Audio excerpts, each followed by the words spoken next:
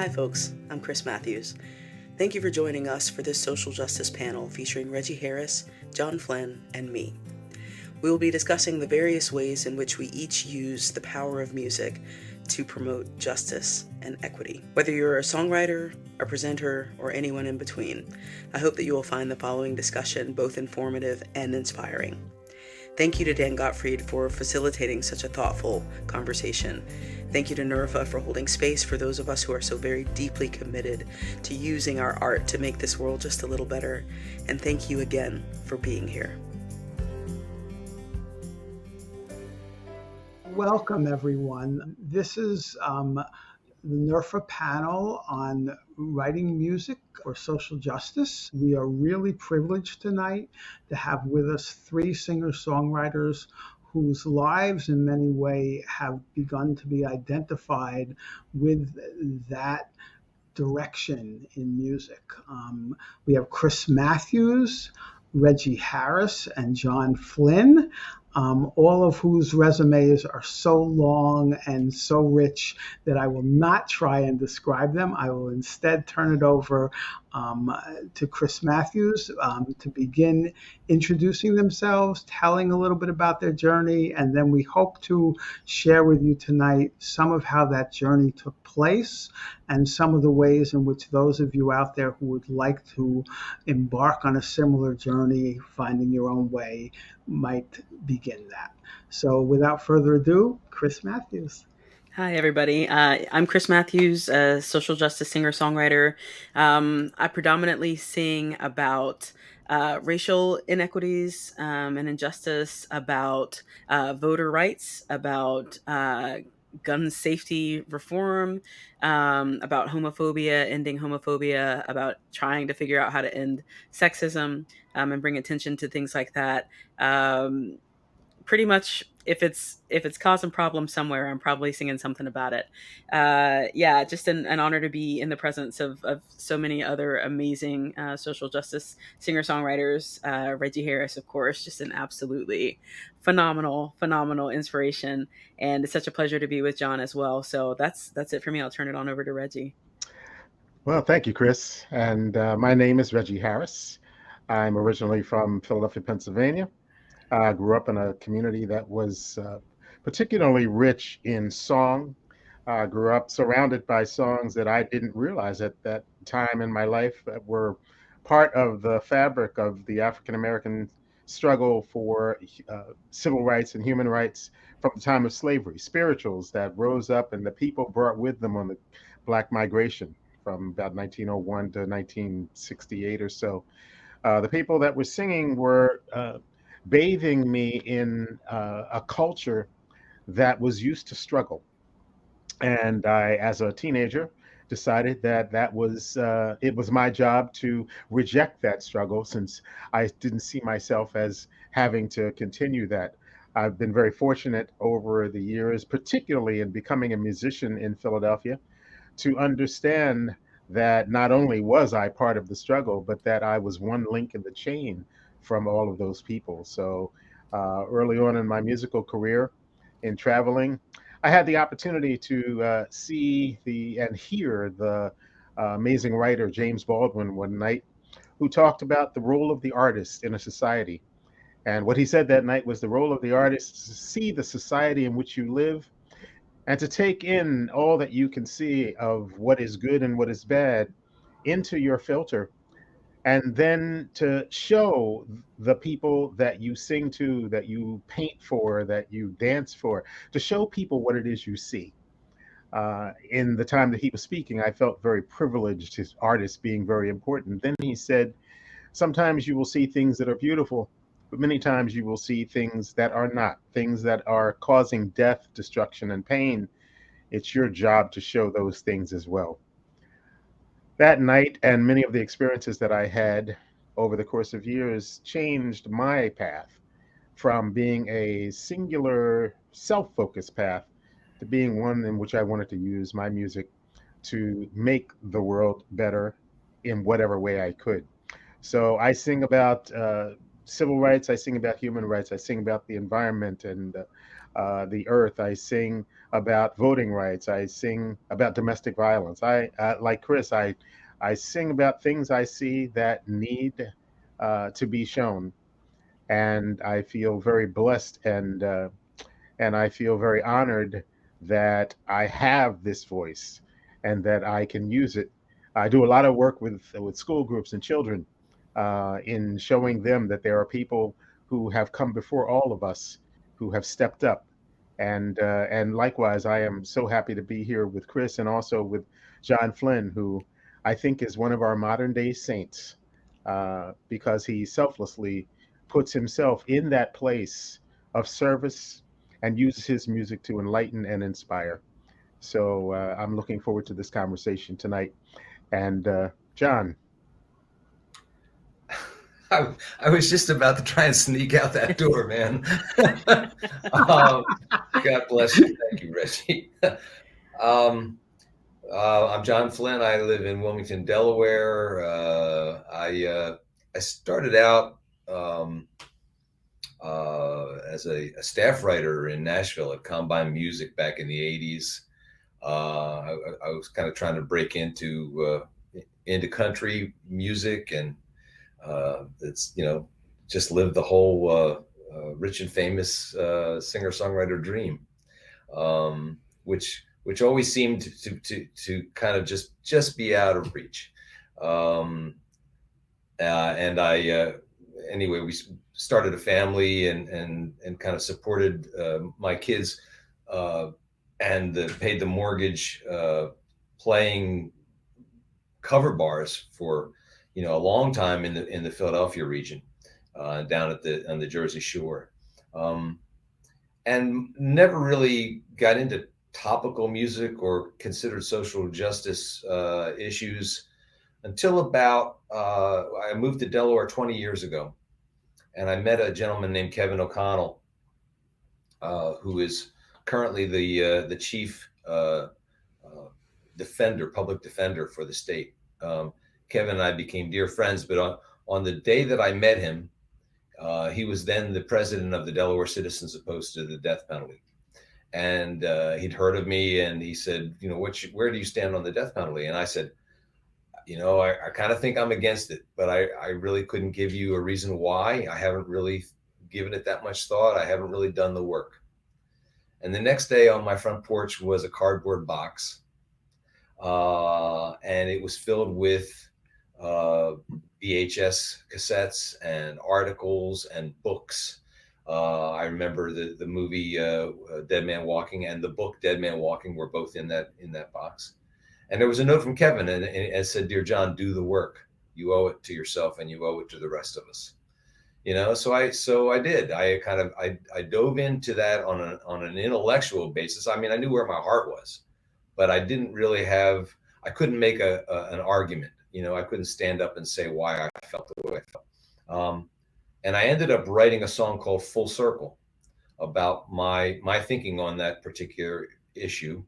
And Kevin came back to me and asked me to put on a concert here in Delaware. We did it at the University of Delaware, and I believe Reggie was with us for the Mercy concert, Musicians Encouraging the Repeal of Capital Punishment. So that was kind of the first, my first foray into kind of issue-driven, socially conscious music. And not long after that, I guess about that time, was 9/11. And I wrote a song called I Will Not Fear at that point, just as an expression of what I had experienced. I about a week after the towers fell, I was invited by the Philadelphia Phillies to go down to the Veterans Stadium and sing at the ball game.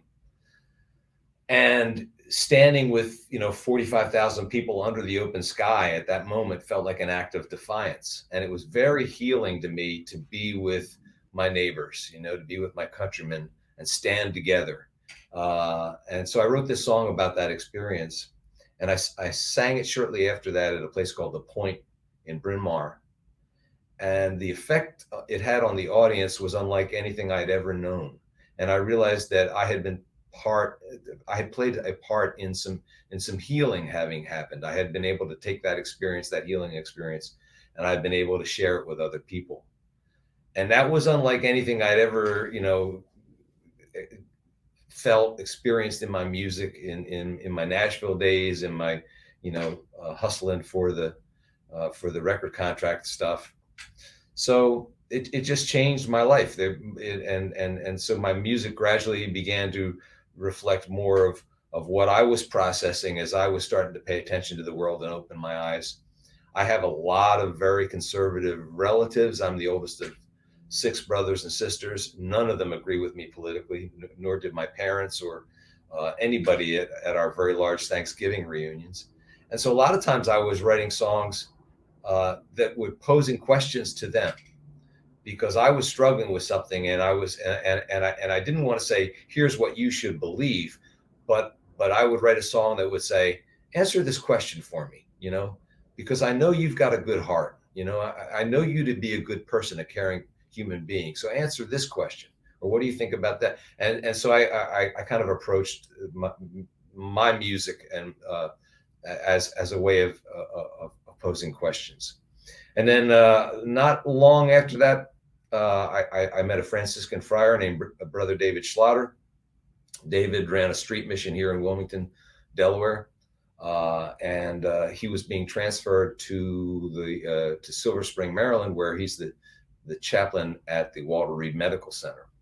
And when David left Wilmington, he asked me to take over for a Tuesday morning support group that he ran at the state prison, the Howard R. Young Correctional Institution, which is a level 5 maximum security institution. And I said no to David twice. And the third time he asked me, I thought, there must be a reason I must be supposed to do this. So I said yes, and I went in there, and I was just, I can't express how bad I was at it. I took it very seriously. I bought lots of books and lots of magazine articles, and I would copy articles, and I would come into prison with discussion prompts and outlines, and I felt like a middle school teacher, like just trying to keep their attention for 90 minutes in the classroom. And I would have given up many times if I could find somebody else to take over for me. I was desperate to find someone. I didn't want Brother David's ministry, and it wasn't a religious kind of a thing. We weren't trying to convert anybody to any kind of religious tradition, but we were trying to get them ready for the challenge of reentry when they came home, because recidivism rate was pushing 80% here in Delaware, and so I kept looking for somebody to take over for me. I couldn't find somebody, so I started to recruit other volunteers. I'll never forget the Thursday night, because the guys eventually asked me to expand the group from one morning to a morning and an evening. So it was a Thursday night group, and a gentleman named Tom Gallagher came in, my first volunteer, and he was a sociology professor at Ursinus College. And we stood at his car after we got out of the prison that night, and he said, "I have never seen that before." Yeah, and I said, "What?" He said, "I've never seen men listen to each other." He said, I've seen men be quiet, when other people are talking, but that usually means they're thinking of what they're going to say when it's their turn, but that's not what happens in your group. And it's active listening. It's the first time I had heard that phrase. I've heard it so many times since. But he said, it's mutually dignifying in a place where dignity is systematically stripped from you. You have the power to bestow dignity on another human being by your attention, by your presence, and that not only lifts him, it lifts you, because you realize you have this power, and something just clicked in my mind at that point, and so I went back in the next weekend. I said, guys, this is your group, it's not my group. What should we be talking about? And not long after that, I invited my friend Reggie to join us. I think the first time Reg came, I think the first two times he came, he inspired songs of mine. I just went home and I thought, damn, Harris, what a great story. Let me write that before you do. There's a song on one of my albums called Reggie's Question, which was just a discussion prompt that he posed. I watched the way he dealt with these guys. I grew in the work. Mostly, I grew in the relationship. Because at some point I stopped being anybody but just a guy who gave a damn and wasn't going away. I wasn't. I was going to be there to help in any way I could. And when they realized that, they started to believe in me. And word about me got around the prison. And then some guys were getting released from prison, so they said, "Can we do this when we get home?" Because this holding each other accountable and being able to really open up and talk about real stuff, it helps. Mhm. And more than one guy would say, it's the only time I felt free while I was incarcerated. I felt like a free man whenever I came into this room because there were no COs, no correctional officers, no microphone, no camera. It was just us in a locked room. So it was whatever we wanted to talk about. And so we started our group on the outside, and that's become a nonprofit. And that was 17 years ago. I think John has really hit on a very important point, many important points, but in particular, one that I thought I wanted to speak to that, what we're talking about is the way that things change in the world and the way that we commit ourselves to them. And I think the thing that he said that is of ultimate importance to us all as human beings, but also as songwriters, as performers, it's about relationship. It's about developing a relationship, whether or not you are presenting a concert over the course of an hour or two with an audience. It's about the way that your songs present themselves and live in the moment that he allows people to hear your message. It's about seeing yourself in a way that provides people with an opportunity to actively hear, to actively listen, and then to have some reflection on what it is they've heard that sets up a relationship that will change their life. So often we think we're going to write the most amazing song that upon hearing people will change. I took some training years ago from National Coalition Building Institute, and it was on prejudice reduction work and anti-racism work. And they said, we're not bringing you in here to learn to change people's minds. We're bringing you in here because we don't change people's minds. Nobody changes someone else's mind. What we do is we create an atmosphere in which relationships are possible, and in those relationships there will occur moments where people, if they have the opportunity to hear something that touches them, will begin to consider it. So I think the work that all of us are doing is relational work, and it's an important thing to remember as we think about how it is we want to apply ourselves to either the writing of songs or the presenting of them. Yes, indeed. I think as John was talking about, the way he kind of posed his songs to almost the idea of having a conversation with a relative. And I think as I write my songs, I'm a preacher's kid, and so I try to be very mindful of not preaching to people because I feel like people's ears just completely stop working. That's why so many kids fall asleep in the middle of church service. And so, that idea, that notion of not berating someone or reprimanding someone, of trying to do the work of calling in, not just the calling out, of injustice. That idea of, if you are able to reach them, then truly perhaps they will begin to question. I don't think any of us do this work of changing minds. I think we're much more successful when we're able to change hearts. And that's a thing that takes time. That's a thing that sometimes we just only plant the seed for and aren't necessarily around to see the tree after effect. But yeah, I think it's a beautiful way to have phrased that, John, about the idea of just trying to have a conversation with somebody, just asking those questions, because I think for a lot of people, when it comes to the injustices in the world, so much of what they think they know about the world comes up from a really very narrowly lived existence. So a lot of people who are so very homophobic literally know no gay people. So many people who in the South were so desperately racist knew no black people.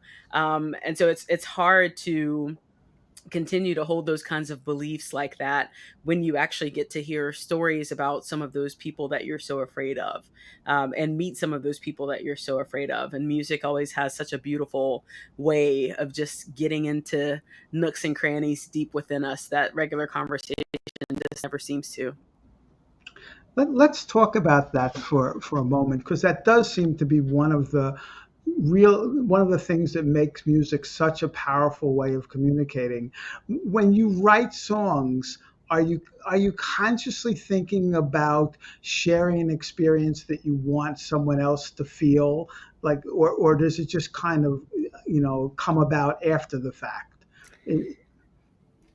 For me, because I think all of us, I mean, I feel like it's just kind of like part of the job. Most of us who are songwriters who do this work, we're just naturally very empathetic people. And so for us, a lot of times it is kind of the default to kind of try to approach something from a more empathetic standpoint, because that's kind of who we are as we walk through the world.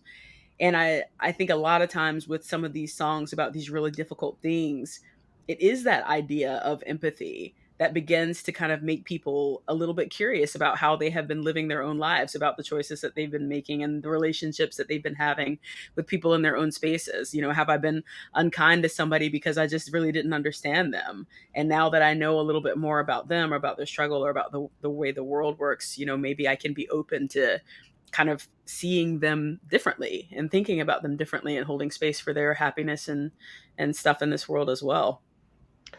I know that for me, the early topical songs that I wrote were filled with information. I had a lot to say, and, I seized on this information, and I just wanted to sort of lay it out there for people. And I wouldn't say that my early songs were, well, I guess they were kind of preachy. Um, but the general sense was that I just found out some things, and now I wanted to tell people, with the idea that just kind of piling information in was going to make some tremendous impact. One of the things I mentioned, taking that training with the National Coalition Building Institute, I'd gone there because I had started to encounter, as I traveled around, all kinds of situations where I found myself as a performer being brought in to heal something that people thought I could heal. They'd bring me in to, do a concert, and they would, invite the people that they thought were the most wounded. And then they'd figure out that, either seeing me, or, at my time working with my partner, Kim, at the time, or they would set up a opportunity for us to talk to these groups, with the idea that us coming in was going to change what was happening in their community. And I just found that, first of all, I didn't have the skills to even address that. And the songs that I was singing in those days, I didn't understand creating an arc of presentation in concert. So I didn't have the songs, I didn't have the skills, and I decided I need to go get some. So that was one of the reasons I sought out this training. But one of the things that they said that was really helpful is, all of us are walking around with so much information that we've picked up. Much of it is wrong, so much of it is myth, and so much of it we have built into a wall to defend ourselves from anything that we might find. So they said, whenever you're thinking about disseminating some information or introducing some information to someone else, you have to remember, first of all, that they have all this information that's kind of packed in, and they really don't have the space to take in anything new. So, in order to be an effective communicator and an effective healer in the world, what you need to do is trigger, either do one of two things. You either give them an opportunity to offload some of that information, get them to tell their story, or you have to present it in a way that connects with something that resonates with them. And that is what I'm always thinking about when I'm writing a song. It's what in the words that I'm using, what in the melody, what is it about what I'm presenting in this, this artistic piece that might have the opportunity to empathetically connect with something that's already there, and then maybe shift a little the opportunity for somebody to consider new information, or to heal something that's already there in them that needs to be healed. And usually the best way to do that is to focus on what healing I need. And that's where the true, I think, power of my writing comes from, is that while I'm writing, I'm working on healing myself. Wow, that was beautifully said. Um, John, in your work, you've kind of transitioned from just kind of writing songs to touch people to really getting closer.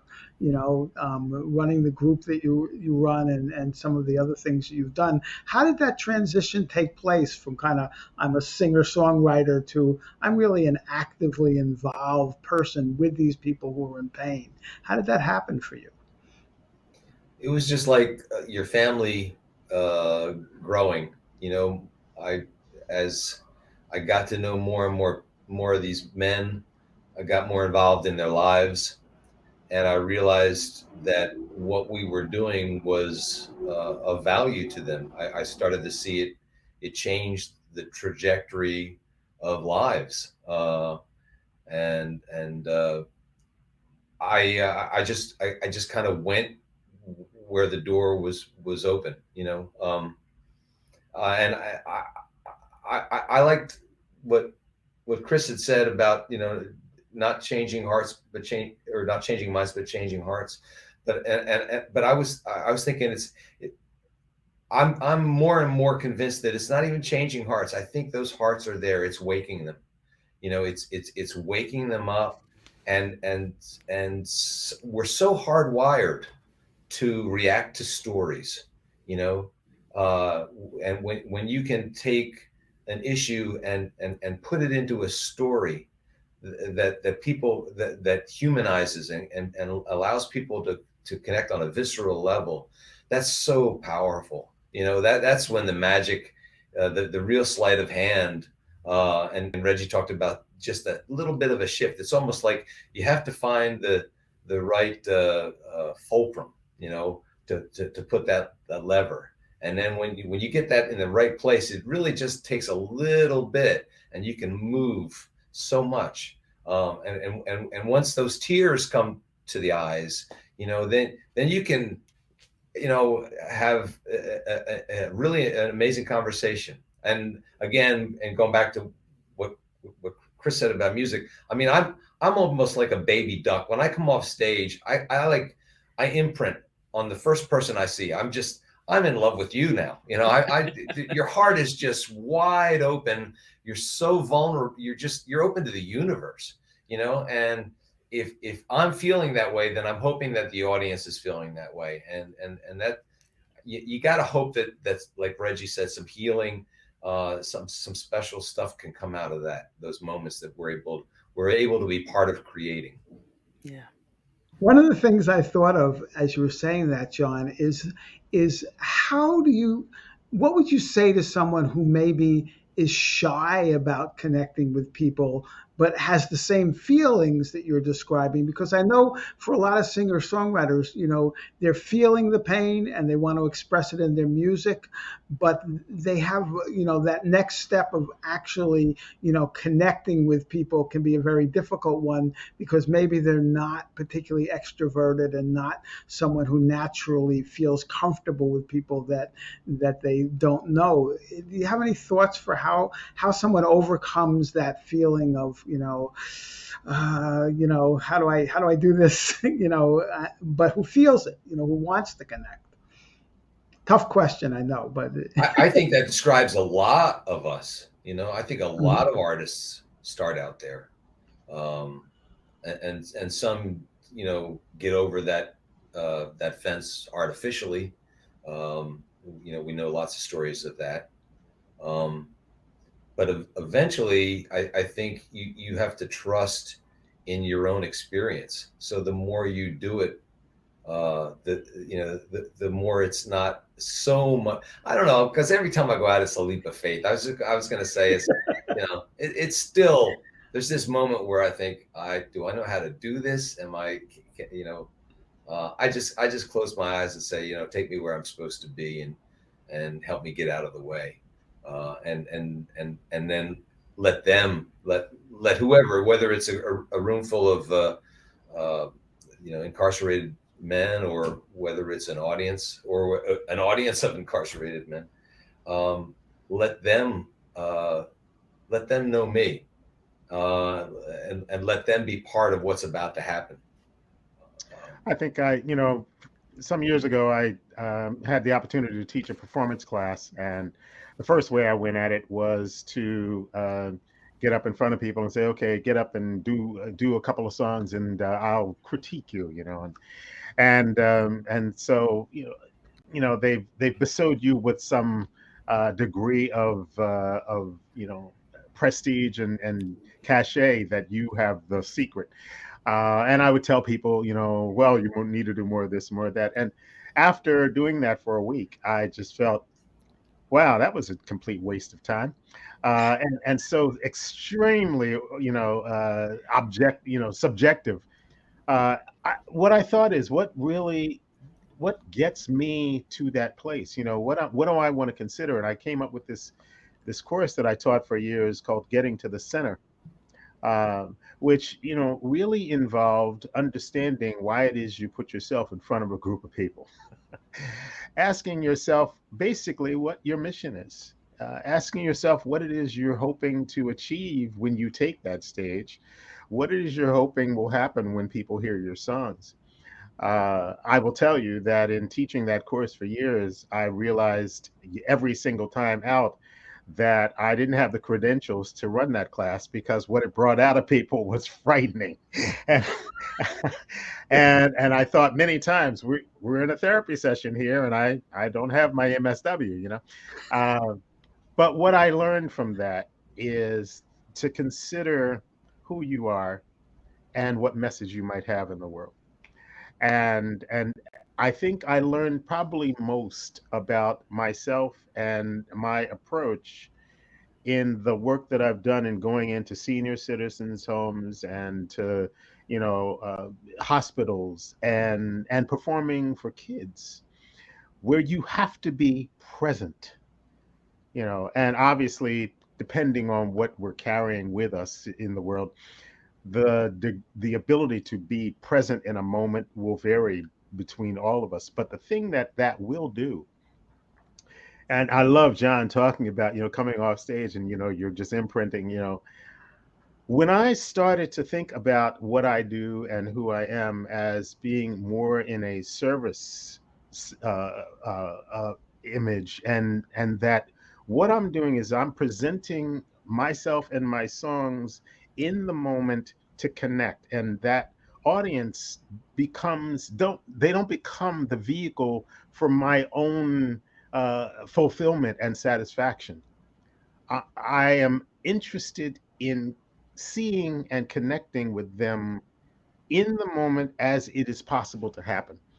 And I think a lot of times that's what really triggered my ability to have more of an impact, because now we're having this experience together. And I'm not trying to manufacture something that I control. I'm really participating in what we create together. And then the songs that you offer, as I make my set list for a night, now I can think about what the arc of a performance might be. And I will consider you, my audience, and myself as having this experience of having songs as uh, an opportunity to grow that performance and shape it. And that took a lot of the pressure off of my feelings about not being adequate. It doesn't mean I don't, go out there every night and think, Well, I don't really anymore think I'm hoping this works, but that was process. That was a process over the years of learning to, as John says, to trust and to just be in the moment, recognizing what happens in the moment. And so now, all these years later, I've gotten over those early things, and I can approach it from a more holistic self, holistic sense of me being whole.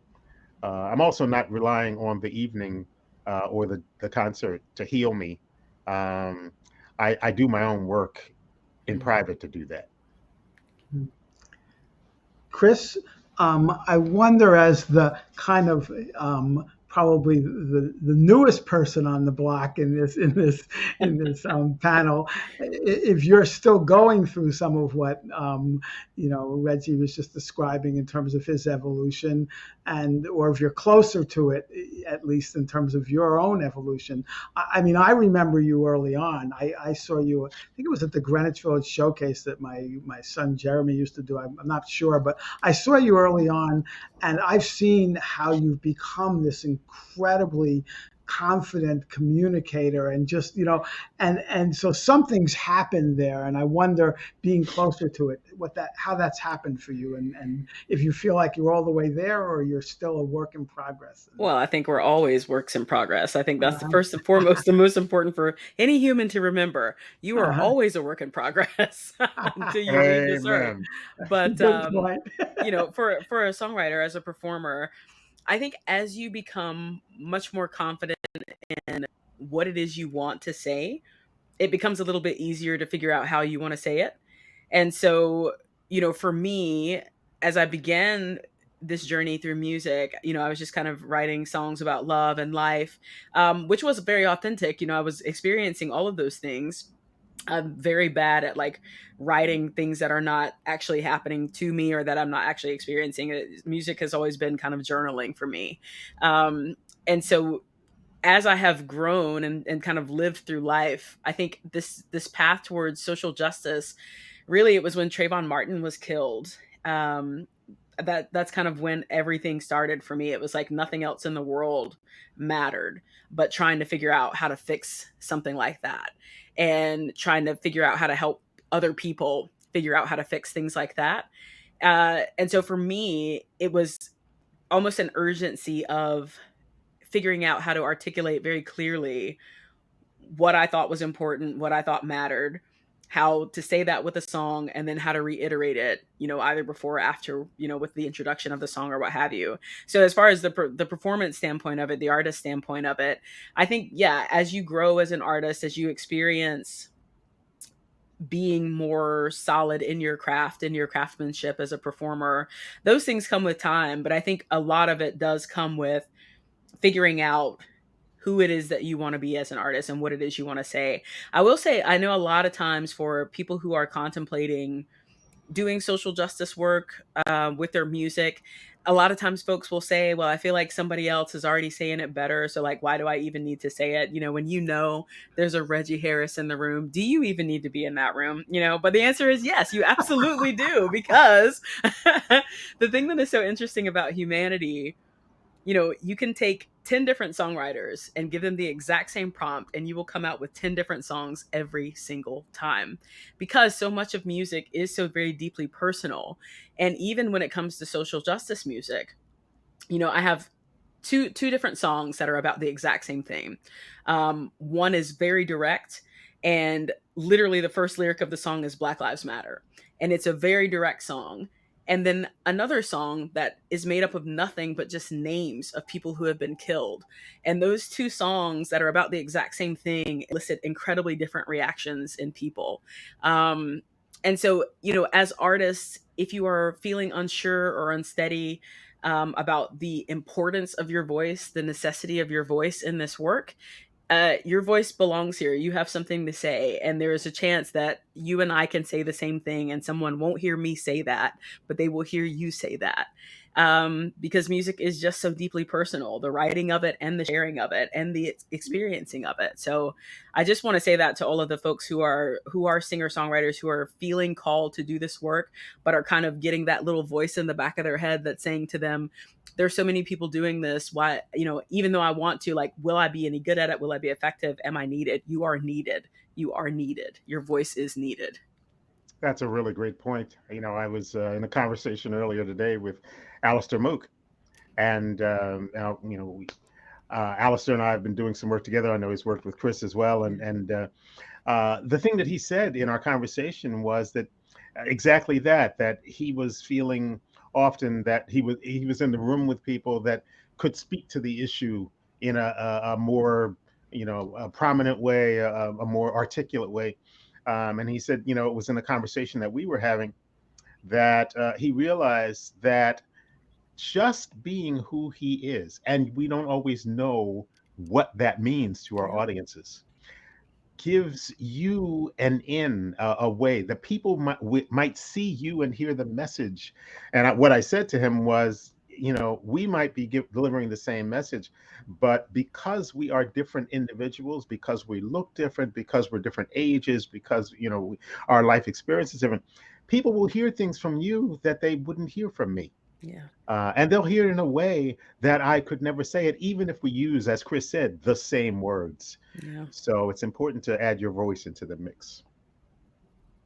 Reggie gave me very much the same advice more than once, by saying it's important that you speak on this topic, because you're a white man, because you're different, and we need your perspective, and we need you to be part of the conversation. Uh, just a couple things were going through my mind. My agent Joanne at the time had sent me to Omega to do a week of songwriting workshops, and I said no initially, because I thought I'm not sure I can tell myself how to write a song, let alone other people. I don't want to perpetrate this fraud on these poor unsuspecting folks. But she told me what they were paying, and I said, all right. So,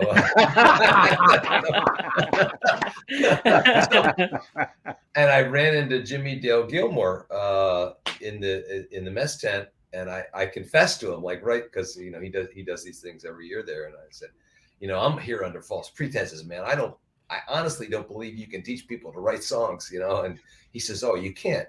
What you can do is create a safe place where they feel, like they can open up and experiment, and that's where the growth happens, and then about the same time, Arlo had said something to the effect that, you don't need to be right. You just need to be you.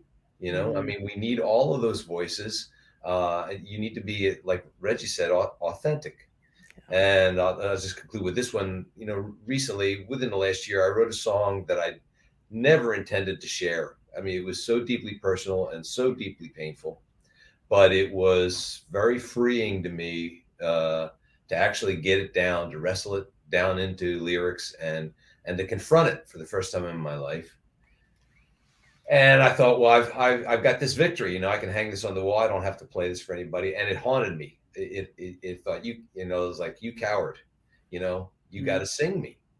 And I was doing a streaming concert once a week. My busk at dusk, my bad. And so on a Friday night show, I played the song. And I erased the tape within 48 hours. I didn't want it out in the world, but I wanted to stand and tell my truth that one time, so that I knew that. And so anyway, a song came out of that, and the chorus is, it's not a song till you sing it. That's part of the process, and you owe it to yourself. If you write it, go sing it. Mm-hmm. So wherever you are on this journey, you're not the only person that's been on that particular part of the trail. Yeah. That's, as someone, we were talking before the panel about what we've done with our lives, and one of the things that I've done is I was a therapist for many years, and I really remember this transition to kind of trying to help people feel better, to just seeing my role as being there with their pain. And I think that was such a hard thing. It was so scary. And I wonder how much of your songwriting, as you get more and more deeply personal and more connected with your own pain, and share it as part of, kind of telling people about what hurts in the world. How do you deal with that? Like, you talked about it a little bit, John, but I'd love to hear from Chris and Reggie about that too, because that's really a huge challenge for everyone, I think, to be in that place. Yeah. Well, first and foremost, if there's a panel on self care, please attend that as well. If you are doing this work, you definitely need that as well so that you can sustain yourself, because this takes an awful lot out of us over time. Gosh, so much to say about it. I'm gonna let Reggie start. Well, thank you.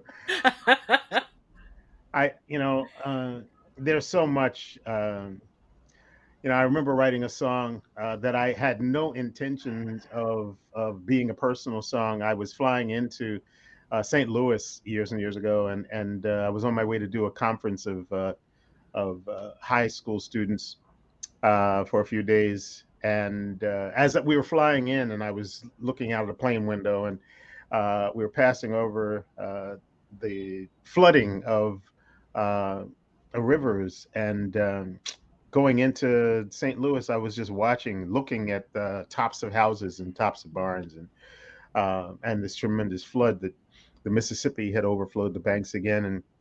And so I started writing this song just about people losing their possessions, and that's where I thought the song was going to go. The song turned out to be a song called Rock of Ages that the second verse turned on me. And suddenly I'm writing, there's a storm on the horizon, and there's a danger where we thought it couldn't be. Waves of prejudice and fear have made their presence clear through hateful deeds that flood our hearts with misery. And I wrote those lines and I went, what the hell am I doing? And I realized in that moment that I had been absorbing so much pain and so much from my experience of racism, and from my infant work as an activist.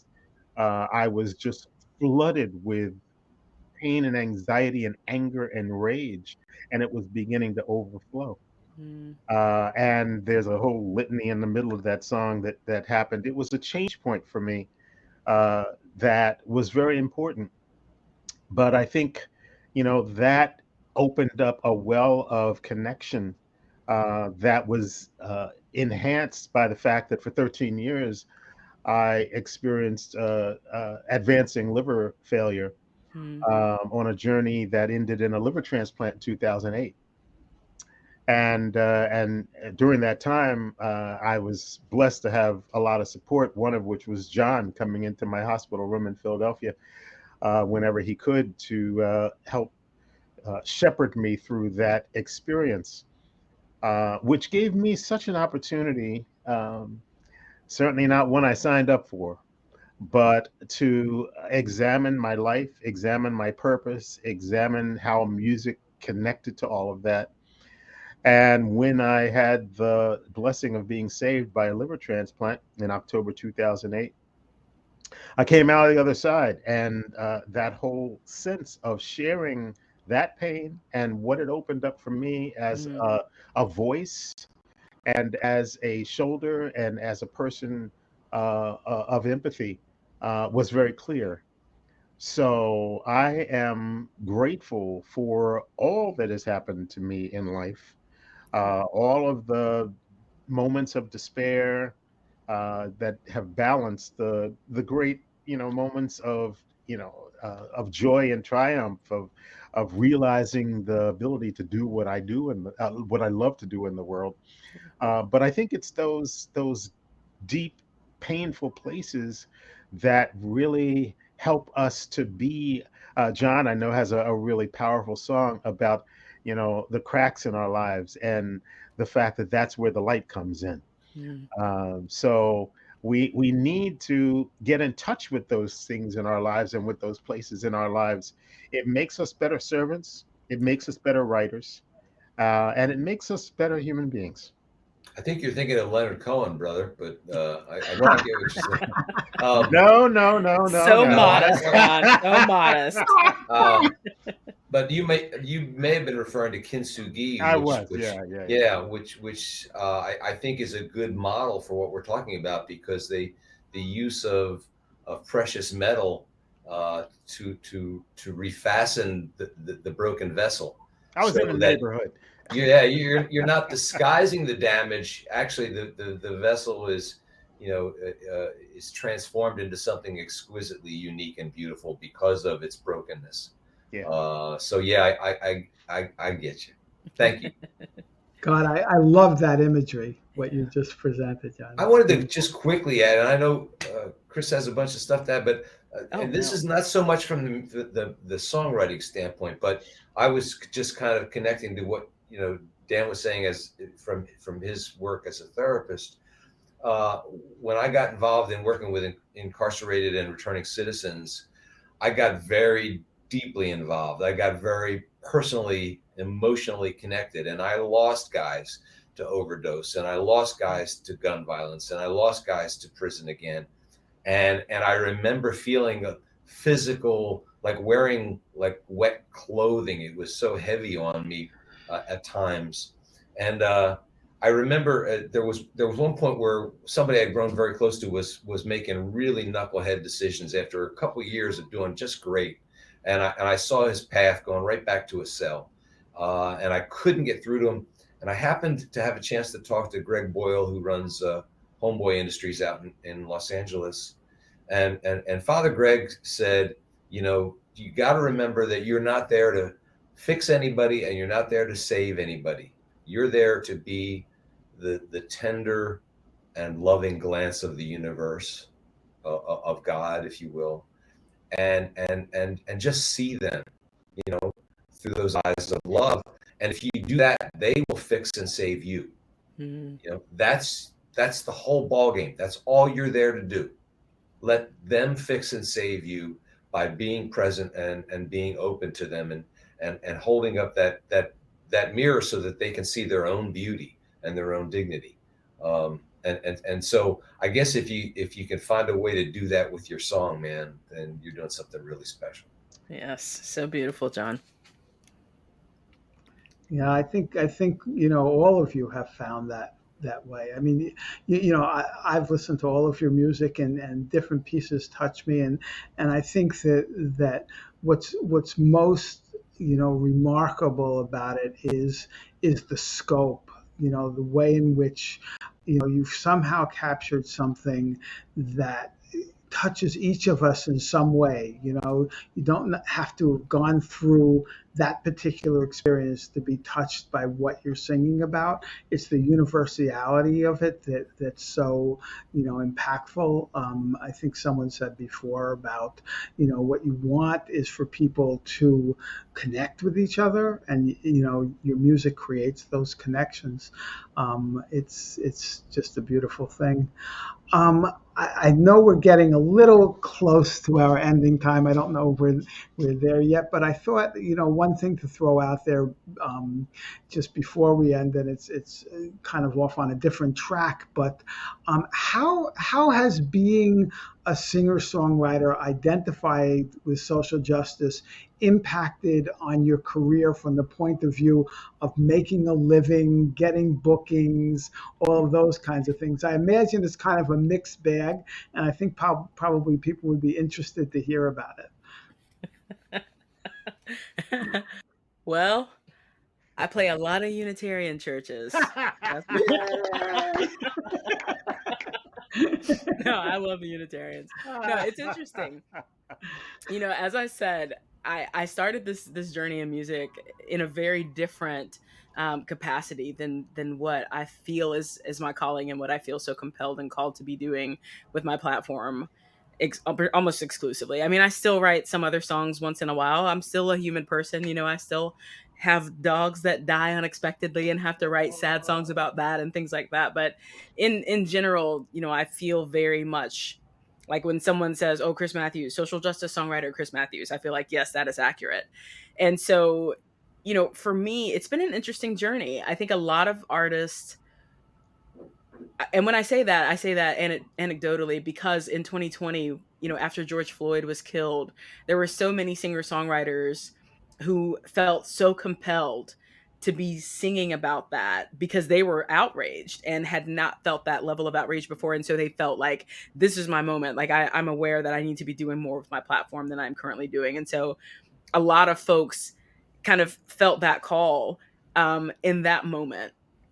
And so I will say, for me, even though I am pretty much exclusively a social justice songwriter, I think it has been kind of one of those moments that my mom, the Rev, is always trying to talk to me about. That truly all things work together for good. I think as difficult as this work is, it is so important to me, and I have been very fortunate in that it has not hindered my career. It has catapulted my career in a lot of ways because the things that I am able to sing about, the spaces that I'm able to enter into, the people that I have the privilege and pleasure of singing these important songs to and for, um, yeah, I wasn't going into a lot of those spaces before, but I'm in those spaces now because people are beginning to realize, I think, in a larger capacity, how important it is to try to fix as much of this as we can possibly fix, and that one of the best ways we can do that is in community, and one of the quickest ways to find community is to sing together and to be in space together. So it's an interesting time. I think I don't know if I'm like the exception to the rule or what, but I mean, for me, if anybody says, "Oh, is it going to break your career to be a social justice singer songwriter?" My answer to them will be simply, "Well, I never won Song of the Year with a song about my dog or a song about my ex-wife. I won a song about, you know, singing about justice and injustice in the world, because that stuff matters. Because I think that this world is opening its eyes in a large enough capacity to know how important it is to be not just speaking truth to power, but to be singing truth to power as much as we possibly can. And so if you are nervous about using your platform, if you feel like you have something to say, I hope that if you don't take anything else away from this, that you take away the fact that you should be doing this, that you can still have a career doing this, that it's important enough. We're folk singers. We're never going to be rich and famous. Literally, folk singers never retire. They just die out.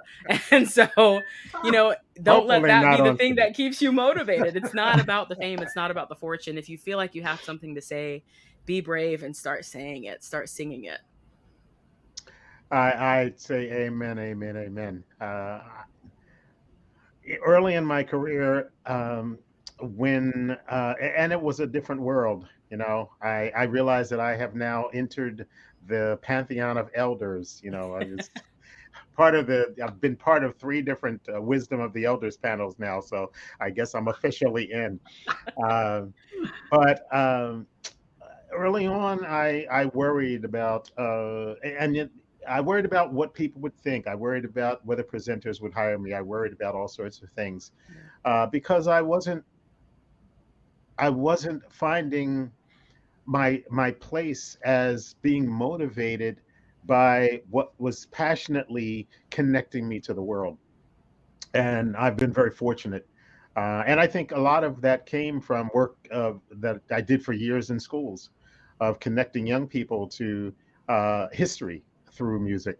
And that history, a lot of it was, American history and civil rights movement and slavery, and difficult conversations that you can have with kids. Now, of course, there are a lot of people who want to keep kids away from those conversations, and so we're fighting a new fight to embrace these things and find, it's all about finding authentic and particularly creative ways to present the material and present it honestly and truthfully. Uh, but along the way, I got healed of all those worries, or most of them anyway. And nothing heals all of that like getting lots and lots of work. I will say that I've been one of those fortunate people that over the last 25, 30 years, I've averaged about 300 performances a year. Yeah. A lot of them were in schools. A lot of them were in churches.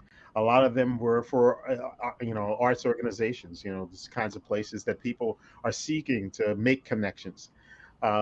And I feel very blessed that each gig, each song has led to another thing.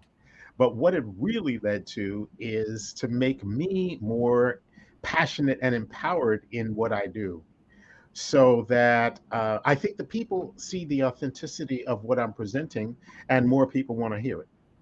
So I would say to anyone who's coming along, find your passion point and then write into it and perform into it.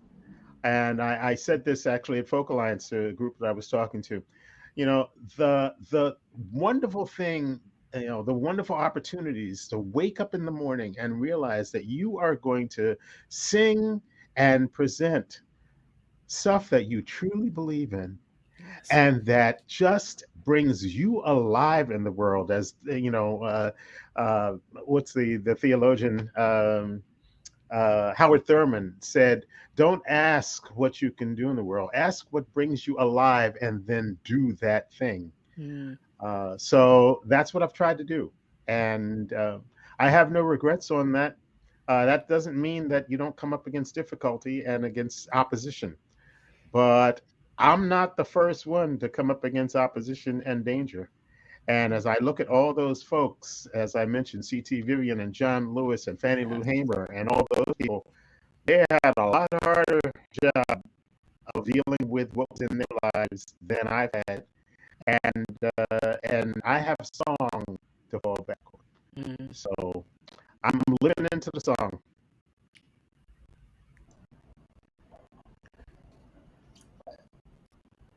I was just flashing back on a book that was important to me at a pivotal time in my writing. It's by Rilke, and it's just a short book. It's called Letters to a Young Poet, in which he has a correspondence with like a high school kid who's saying, "Are my poems any good?" And he says he treats the young man with such respect, and in this dialogue that they establish. And he said, if you're asking that question, then perhaps they're not, because when you write a song that heals something in you, that expresses something in you that needs to be said, you won't ask anybody if it's good. You'll already know this has to be in the world, and I talked about kind of starting out in Nashville and stuff, and after that I kind of got in. I put out a couple of family records which did really well commercially, and that seemed to be the path that I was on. I was gaining an audience between country music and family music, and then when my music started to shift, and I remember there was one song called "There's No Them There." I want to go where there's no them there. I remember doing it. Somebody in the audience, guy got up and he was in a huff, and he yelled, "That song is a socialist manifesto." Wow. I said, I said, no, it's not. It's a folk song. He said, same thing.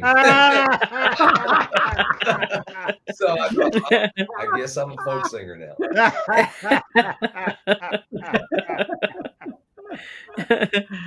Oh, man. I'd like to take a moment for each of you to kind of share what you're working on now. What are the projects that are going on in your life? What music are you putting together? What's happening that the rest of the world love to know about that's going on with you? Why don't we start with you, Chris? Well, it's been a busy, busy time. Uh, Things just in this world, gosh, there is no shortage of things to write and sing about. But as of late, I released a lyric video for a song called Sister's Keeper, a song about what at the time was just Texas, as we say down south, showing their behind, but what has now turned into the inevitability of Roe v. Wade being overturned.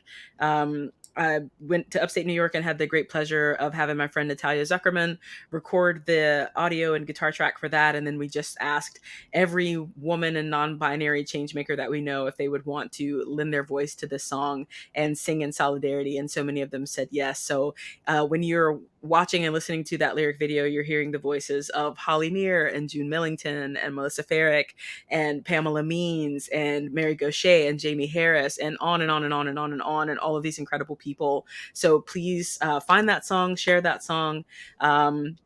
I've been writing a lot. I wrote another song called Cancel Culture. So obviously there will be another social justice project coming along very, very shortly. I'm still trying to give changemakers a little bit of room to breathe now that things are kind of back to normal. Not the easiest thing to release an album in the middle of the pandemic for all of you social justice songwriters out there. If another one comes around, maybe don't do that. um, but yeah, just writing. I just moved to Nashville, so really getting settled in down here and shaking things up. You know, there are not a lot of Black butch identified lesbians down here singing social justice music. So, you know, I'm doing what I can, doing what I can. Could you take a second and just add to that, if you don't mind? You've gotten some much deserved recognition recently. Can you tell us a little bit about that? I can tell you about that. I'm an Aries, so I don't mind. Um, no, I'm very, very grateful to NERPA. My partner on and off stage, Heather May, and I both received the Artist Activist of the Year award from the Northeast Regional Folk Alliance last year, and then most recently at Folk Alliance International. I had the great, great honor and privilege of my song Changemakers, the title track for my social justice album, being named Song of the Year alongside the inimitable Reggie Harris, Diana Jones, Sarah Jaroche, and one other art, Valerie June. And so just an incredible honor. So yes, I am just over the moon, thrilled and happy right now to kind of know that those songs are out in the world doing the good that I hope that they would do. Thank you. Reggie, tell us what you're up to. Well, I am thrilled to have been on the list for Song of the Year with my song On Solid Ground, which was the title cut from my CD, which I also released during the pandemic. And I would say that both Chris's album and my album and many others were important releases during that time. I knew when I wrote those songs that I couldn't wait to put them out. So I'm pleased to say that album actually was number 2 for of albums for Full Alliance radio charts for 2001. But even more important, I've been working on projects of 2 shows that I'm doing. One with Greg Greenway called Deep in the Skin. We've been doing that show for about 7 years now, and that's a show about our friendship and how it has been both shaped and made difficult by our separate narratives. He being a white man born in the South, and me being a Black man born in the North, 3 days apart in birthdays. But the ways in which our narratives have been shaped by our nation's history and music and song. Also doing a show with Alistair Mook called Race and Song, a project that is inspiring some other aspects of work. In a few weeks, we'll be doing a program called Opening Doors that also takes on having difficult conversations across the spectrum of difference. I'm also the co-president of the Living Legacy Pilgrimage, which is an organization that does civil rights pilgrimages and education, both online, and hopefully in October we will resume in-person pilgrimages to Alabama, Mississippi, and Tennessee, getting people on a bus, taking them to the sites of the civil rights movement. And I'm the musical director and co-president of that organization. And then I'm also working on a memoir, as yet unnamed, but just chronicling the life that I've lived in this world and how music has played such an important part to helping me not only find my way, but finding my voice. So that is kind of what I'm actively participating in these days, and looking forward to pushing forward as this very busy summer unfolds. Before we go on to John, I just want to say, Reggie, I've been to probably more of your concerts than almost anyone in our community, and I find every time I walk away from one of your concerts, I've learned something new. And it's you are an incredible educator about experience, Mhm. about especially the African American experience, but just the experience of people in this very troubled world. I'm always learning something, and I just Thank you, want to Dan. personally thank you for that. You are so welcome. John, we'll move on to you. Well, I'm writing more than I anticipated. Recently, things have begun to kind of grab me by the neck and wrestle me to the floor. And let's see, the last three titles. Prophet Song is about the first time I went into a prison, and I had the feeling that I was meeting Jonah in the belly of the whale. And um, the song "Here Be Dragons," which is the first time I've addressed global warming in one of my songs. And most recently, I wrote a song called "Slaughter of the Innocents," which poses a question to a gun owner: what would you do to bring children's those children back to their parents? And it asks the question quite directly. We talked about posing questions: would you give up your life? Would you give up your gun? And if you give up your life but not give up your gun, then your gun is worth more than the life you claim it's here to protect. So it's a form of idolatry, is what the song is saying. So I'm getting started on recording the new material. I've got about half an album done right now, and we're kind of ramping back up with New Beginnings Next Step. If you want to learn more about us, newbeginningsnextstep.org is our website. And the pandemic kind of shut us down as far as our ability to work with guys on the inside or on the outside. We've been kind of relegated to Zoom recently, but tomorrow night is the first time we're going back to in-person meeting with our returning citizens. So tomorrow is dedicated to getting a working coffee maker, getting paper cups, and baked goods over to the Friends Meeting House in Wilmington, Delaware, in time for what's going to be a joyous reunion. The organization is expanding into other prisons. I recently did a concert at the Sussex Correctional Institution down in Georgetown, Delaware, and that's usually the way I will go into a prison, is by doing a concert for inmates, introducing myself and sharing some of the messages, some of the things I've learned in this work, and through the vehicle of my songwriting. So it's a busy time, I guess, for all of us. So powerful, John. So inspiring what you do, and more than that, um, it's really, it takes a tremendous amount of courage.